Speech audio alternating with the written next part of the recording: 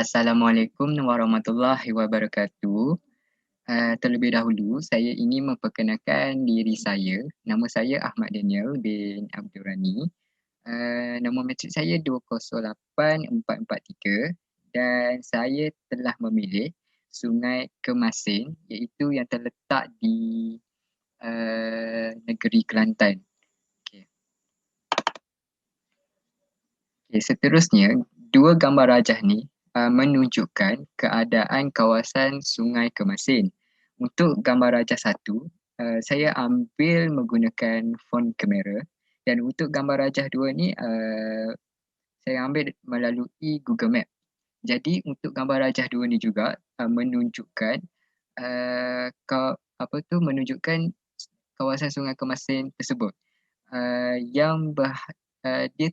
sebenarnya terletak di kawasan pedalaman dan juga Sungai Kemasin ni dia bersambung dengan pantai dan pantai tu bernama Pantai Kemayan.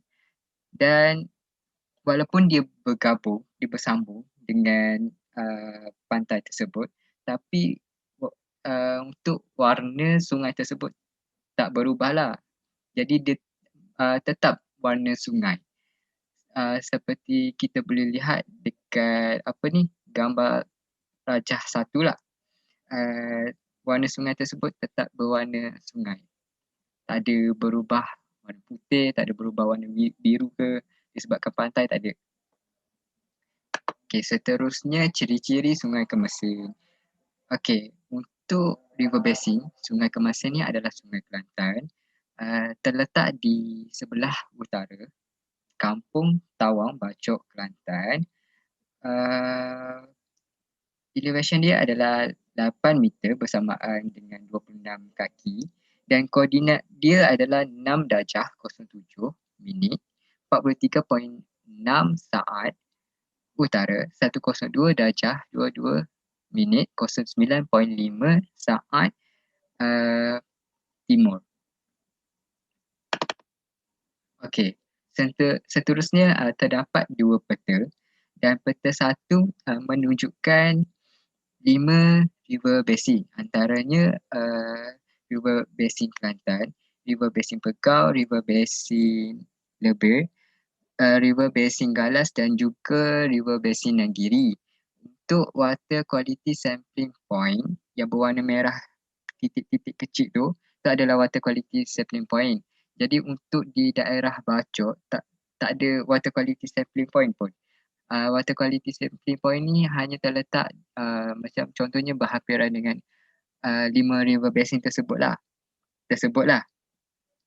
Dan seterusnya untuk water catchment boundaries. Saya minta maaf terlebih dahulu doktor, untuk water catchment boundaries untuk Sungai Kemasin saya tak jumpa. Saya tak tahu di mana water catchment untuk Sungai Kemasin tersebut. Jadi saya ambil water catchment boundaries di Sungai Kelantan lah, macam di Sungai Negeri Kelantan saja. Macam contohnya water catchment boundaries tu yang line dia berwarna merah yang tebal ni yang mengelilingi negeri Kelantan tu. Dan seterusnya untuk peta yang kedua, rainfall station di daerah Bacok hanya 5. Hanya 5 stesen sahaja. Dan yang bulatan warna hijau ni adalah Sungai Kemasin. Yang saya bagi tahu tadi, yang Sungai Kemasin dia berhubung dengan pantai dan dia terletak di kawasan rural area yang pedalaman tu. Okay, seterusnya logi rawatan air di Kelantan yang dikenali sebagai Air Kelantan Sendirian Berhad yang pengendalian air bawah tanah yang terbesar di negeri Kelantan. Loji ni dia terletak di Kampung Cap di daerah Bacok, Kelantan, dan tujuan dia adalah untuk menaik taraf loji rawatan air tersebut yang merupakan pembangunan air bawah tanah yang melibatkan dalam industri pertanian dan juga bekalan air untuk bandar. Bekalan air bandar. Okay.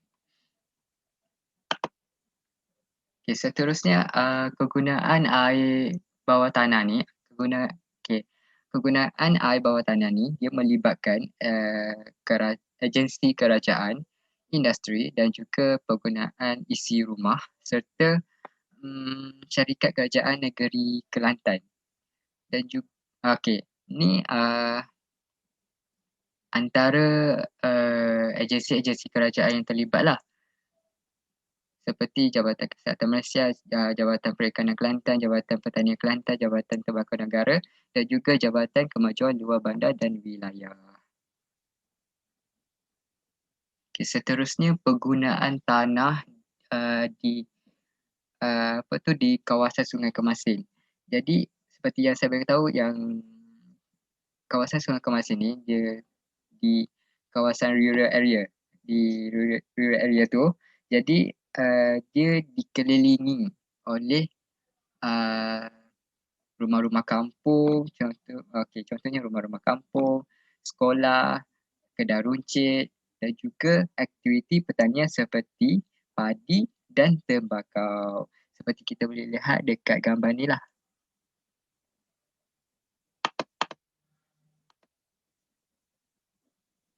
Okey. Seterusnya isu air Sungai Kemasin. Okey. Yang pertama berlakunya pencemaran oleh kemasukan air masin yang telah mengakibatkan kesan buruk terhadap aktiviti penanaman dan juga kesihatan kehidupan lah. Seterusnya, seperti yang kita boleh lihat dekat gambar rajah 1B dan 2B telah menunjukkan disebabkan aktiviti-aktiviti ini, disebabkan punca-punca ni mengakibatkan kualiti air tu menurun. Okey. Untuk gambar rajah 1B ni menunjukkan pembangunan yang tidak terkawal dan juga untuk gambar rajah 2B menunjukkan pembuangan sampah secara merata. Jadi disebabkan aktiviti-aktiviti ini telah menyebabkan kualiti air tu terjejas tau. Kualiti air tu menurun. Okay, seterusnya untuk gambar rajah C, kita boleh kaitkan yang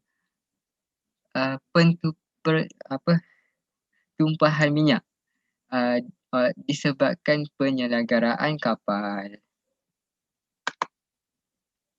Okay, seterusnya pembangunan irrigation and drainage. Okay, untuk pembangunan ni dia terbahagi kepada 4. Antaranya urban drainage flood division and then water resource hydrology division. Okay, saya akan tekankan saya akan highlightkan yang water resource hydrology division ni kerja dia lebih kepada mengumpul data dan membuat pemantauan terhadap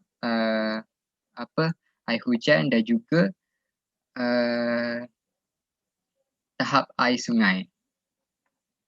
Dan yang ketiga, river and beach division and then mechanical and electrical service division. Okay, seterusnya rainfall data and water level.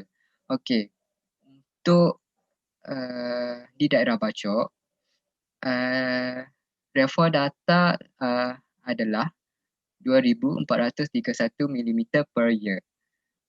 Dan untuk water level Sungai Kemasin sebanyak 4.47 meter. Okay, kat sini kita boleh lihat tahap bahaya dia, yang paling bahaya dia adalah 9.00 tahap air tu. Jadi untuk tahap yang normal adalah 5.00. Okay, seterusnya pembangunan alam sekitar. Okay, tujuan pembangunan alam sekitar ni dia untuk mengenal pasti sumber pencemaran dan menyatakan beban pencemaran yang memberi impak kepada seluruh sungai tersebut. Seterusnya, dia buat preparation of action plan untuk penambahbaikan kualiti air daripada sedikit tercemar kepada kelas 2. Kelas 2 tu bermaksud dalam kategori yang bersih. Jika dalam kategori yang bersih, air tersebut ada bermanfaat lah, macam kita boleh guna bila keadaan keadaan air tersebut dalam kelas 2, dan juga untuk memelihara dan untuk mengekalkan kualiti kualiti sungai, kualiti air sungai, status kualiti air sungai pada tahap yang bersih. Okey, seterusnya, untuk water station di negeri Kelantan hanya terdapat 8 sahaja. Dan untuk water quality Sungai Kemasin ni, dia dikategorikan sebagai dia tercemar sedikit dalam kelas yang ketiga. Kelas ketiga ni bermaksud rawatan yang diperlukan secara luas, secara macam besar oleh of the National Water Quality Standard. And then untuk bacaan yang tertinggi telah menunjukkan tahap tinggi organik inputs dalam sungai tersebut. Okey.